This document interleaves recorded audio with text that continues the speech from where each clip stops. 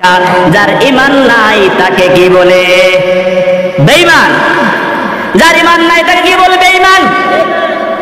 এই যে প্যান্ডেলটা দেখছেন, এই প্যান্ডেলের মধ্যে 5টা খুঁটি, মাঝখানে খুঁটি কেন দেয়া হলো জানেন?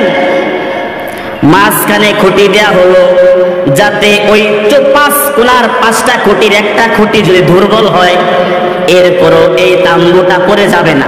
কি করবে না? পড়ে যাবে না। আর যদি মাঝখানের 2টা খুঁটি দুর্বল হয়ে যায়, তাহলে তাম্বু দেখবে পড়ে যাবে। এই মাঝখানের 2টা খুঁটি হলো ঈমান। ঈমান যদি তোমার মধ্যে থাকে,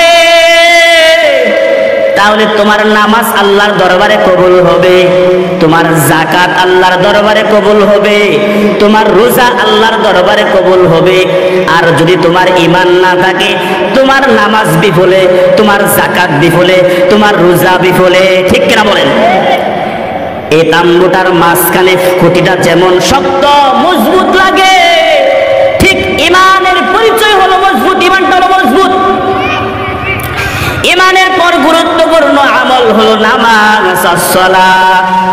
আসসালাতু খায়রুম মাওদুইন।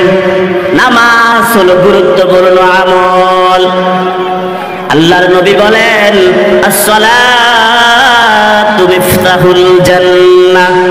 নামাজ হলো বেহেশতের চাবি। এজন্য নামাজ পড়া লাগবে কি লাগবে না?